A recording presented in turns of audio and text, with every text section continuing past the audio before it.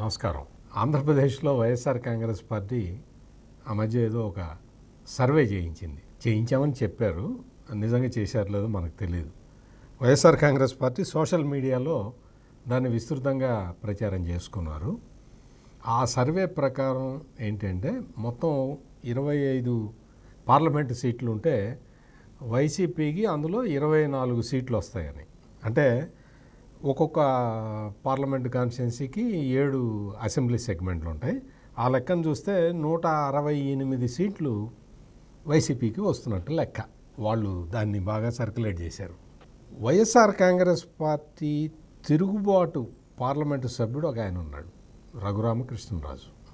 ఆయన జనరల్గా ఈ పొలిటికల్ మూడ్ ఎట్లా ఉన్నది, ఏంటి, మూడ్ స్వింగ్స్ ఏ విధంగా కనపడుతూ ఉన్నాయి, ఆంధ్రప్రదేశ్లో ప్రజలు ఏ రకంగా ఆలోచిస్తున్నారు అనే దాని మీద ఆయన పీరియాడికల్గా సర్వేలు చేయిస్తూ ఉంటారు. ఆయనకు ఒక టీం ఉన్నది. ఆ టీము ఈ సర్వేలని కండక్ట్ చేస్తూ ఉంటుంది. ఈ సర్వేలు కూడా క్విక్ సర్వేలు చేస్తుంటారనమాట. అంటే ఆ సందర్భంలో ప్రభుత్వం మీద ఒపీనియన్ ఏంటి, ఎట్లా ఉంది అని ఆయన క్రమం తప్పకుండా ఆ సర్వేలు జరుపుతూ ఉంటుంది. క్రమం తప్పకుండా ఆయన సర్వేలు చేయిస్తూ ఉంటారు. ఆయన చెప్పిన లెక్క ప్రకారం ఏంటంటే వైసీపీకి 35 నుంచి 39 సీట్లు మాత్రమే వచ్చే అవకాశం ఉంది. అక్కడున్న ప్రజాభిప్రాయం ఆ విధంగా ఉంది. జగన్మోహన్ రెడ్డి ఉమ్మడి కడప జిల్లాకి ప్రాతినిధ్యం వహిస్తాడు. ఆయన పులివెందుల ఎమ్మెల్యేగా. రాయలసీమ మొత్తం కూడా ఈయన రాయలసీమ టైగర్ అని, రాయలసీమ ముద్దుబిడ్డ అని ఇట్లా రకరకాల ఇవి ఉంటాయి ఆయన ట్యాగ్ లైన్స్. అయితే రాయలసీమలో కూడా సీట్లు తగ్గిపోతున్నాయి అనేది రఘురామకృష్ణరాజు సర్వేలో తేలింది. మొత్తం అసలు అనంతపూర్ జిల్లా అయితే మొత్తం తెలుగుదేశం మొత్తం స్వీప్ కొట్టేస్తుంది అనేది ఆయన అంచనా.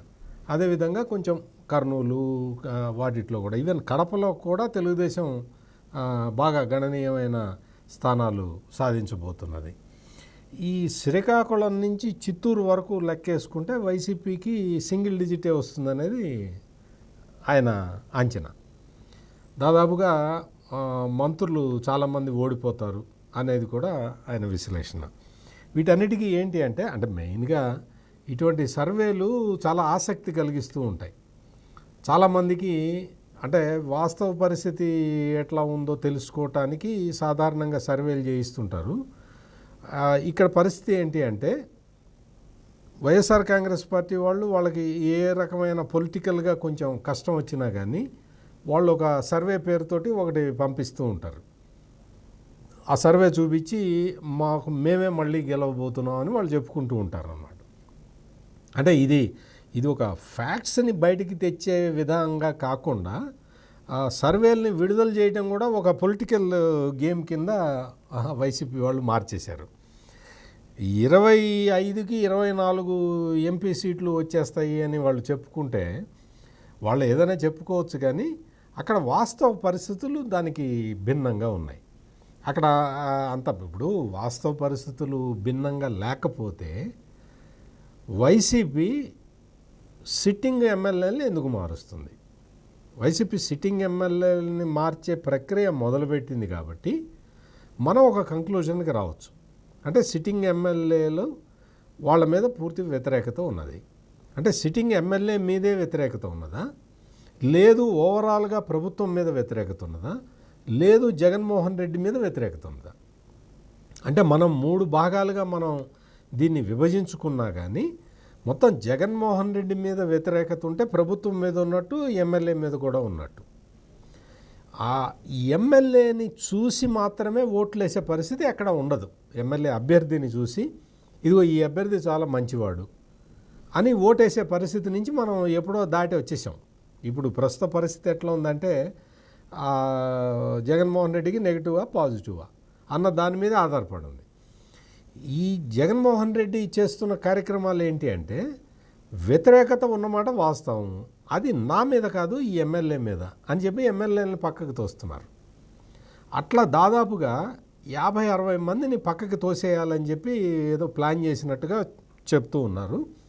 అందులో ఇప్పటికే చాలా ఇంప్లిమెంట్ చేశారు. ఇంప్లిమెంట్ చేయటమే కాకుండా వాటికి ఆ లిస్టు అధికారికంగా రిలీజ్ చేసేసి దాని మీద ప్రజల నుంచి రియాక్షన్ చూసుకోవటానికి వాళ్ళు ప్రయత్నం చేస్తూ ఉన్నారు. అందుకోసం అని చెప్పి ఒక లిస్టు రిలీజ్ చేశారు. ఆ లిస్టు రిలీజ్ చేయడంతో మొత్తం అంతా సీన్ రివర్స్ అయిపోయింది. పార్టీలో ఉన్న నాయకులందరూ కూడా తిరుగుబాటు చేయడం మొదలుపెట్టారు. ఇదేంటి ఇంతకాలం మమ్మల్ని వాడుకొని మమ్మల్ని పక్కకు తోస్తావా అని. ఈ విధమైన ఒక సిచ్యుయేషను అక్కడ ఆంధ్రప్రదేశ్లో నెలకొని ఉన్నది.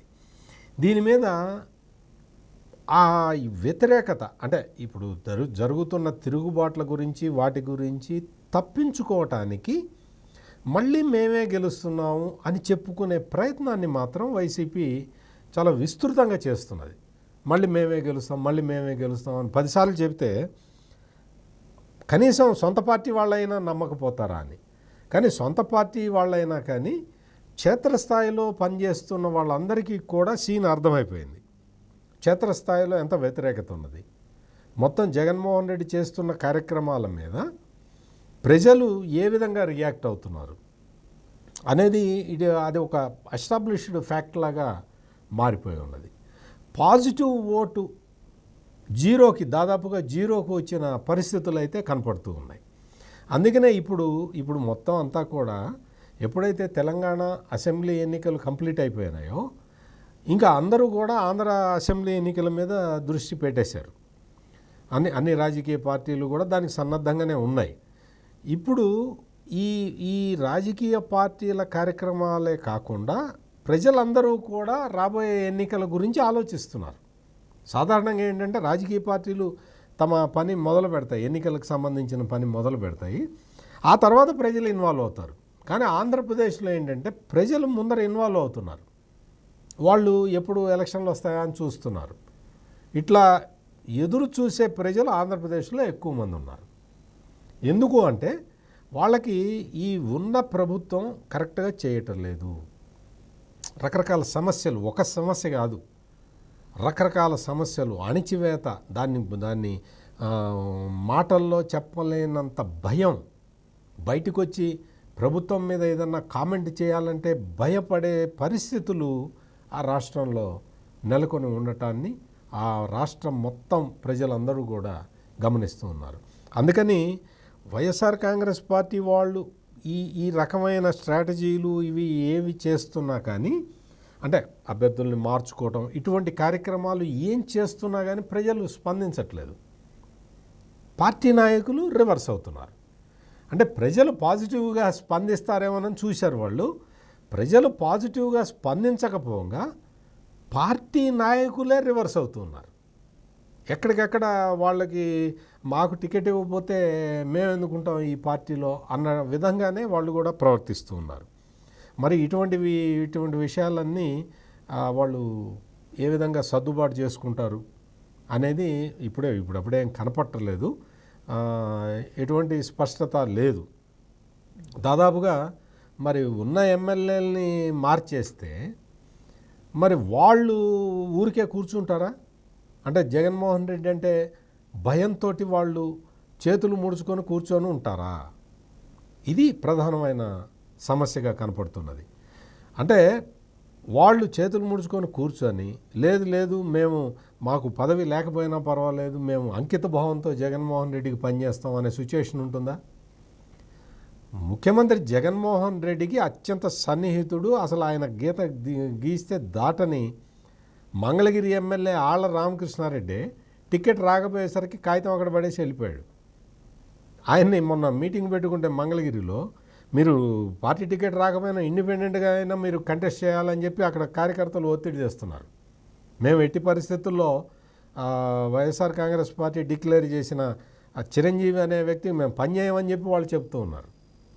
ఈయన కొంచెం టైం ఇవ్వండి నాకని అడిగి వచ్చాడు. నేను హైదరాబాద్ వెళ్తున్నాను, హైదరాబాద్ వెళ్ళి వచ్చిన తర్వాత మనం భవిష్యత్తు కార్యాచరణ ఆలోచిద్దామని చెప్పి ఆయన అప్పటికి తప్పించుకొని వెళ్ళిపోయాడు. అంటే ఇప్పుడు ఆళ్ల రామకృష్ణారెడ్డి ఆఖరి నిమిషంలో కాంప్రమైజ్ అయిపోయినా కింది స్థాయిలో ఉన్న కార్యకర్తలు కాంప్రమైజ్ అవ్వడానికి అవకాశం లేదు. ఇప్పుడు జరుగుతున్నది అది. అందువల్ల ఈ మొత్తం టోటల్ ఎపిసోడ్లో వైఎస్ఆర్ కాంగ్రెస్ పార్టీలో భారీ చీలికలు జరుగుతాయి అనేది ఒక ఎక్స్పెక్టేషన్. అలా కాకుండా సిట్టింగ్ ఎమ్మెల్యేలనే ఇస్తే పరిస్థితి డిఫరెంట్గా ఉండేది. మొత్తం ఇప్పుడు 150 మంది ఎమ్మెల్యేలు సీఎం జగన్మోహన్ రెడ్డితో కలిపితే 151. వీళ్ళు కాకుండా తెలుగుదేశం పార్టీ నుంచి వచ్చిన 4, జనసేన నుంచి వచ్చిన 1 వ్యక్తి, వీళ్ళందరికీ గనక ఉన్న వాళ్ళకే సీట్లు ఇచ్చేస్తే అది ఒక విధంగా ఉండేది. ఎందుకు అంటే అది జగన్మోహన్ రెడ్డిలో కాన్ఫిడెన్స్ దాన్ని అది ప్రదర్శించే అవకాశం. కాన్ఫిడెన్స్ లీడర్ కాన్ఫిడెన్స్ ప్రకటించాలి కదా. నేను వై నాట్ 175 అని చెప్పి ఇంతకాలం ఆర్గ్యూ చేసిన వ్యక్తి కదా జగన్మోహన్ రెడ్డి. మరి వై నాట్ 175 అని ఆర్గ్యూ చేసిన వ్యక్తి ఇప్పుడు ఎమ్మెల్యేలను మార్చటం మొదలుపెట్టేసరికి ఆయనకే అభద్రతా భావం ఉంది అనే మెసేజ్ ప్రజల్లోకి వెళ్ళింది. అట్లా కాకుండా జగన్మోహన్ రెడ్డి మొత్తం ఈ మొత్తం ఇప్పుడున్న 151 వాళ్ళ పార్టీ వాళ్ళు, 5 బయట పార్టీ వాళ్ళు, అందరికీ కలిపి నేను వీళ్ళనే నిలబెడతాను అని చెప్పినట్టయితే పరిస్థితి చాలా బాగుండేది. వైసీపీకి చాలా అనుకూలమైన వాతావరణం ఉండేది. అలా కాకుండా నేను మార్చేస్తున్నానని ఆల్రెడీ మార్చేశాడు. ఒక 11 మందిని మనం చూసాం కదా, మార్చేశాడు. ఇంకా చాలామందికి మినిస్టరు రోజాకైతే నేను టికెట్లు ఇవ్వనని చెప్పేశారు. ఈ విధమైన పరిస్థితులు ఇవన్నీ కూడా వైఎస్ఆర్ కాంగ్రెస్ పార్టీని మొత్తం నిట్టనిలువున ముంచుతున్నాయి. మరిన్ని విశ్లేషణలతో మళ్ళీ కలుద్దాం. నమస్కారం.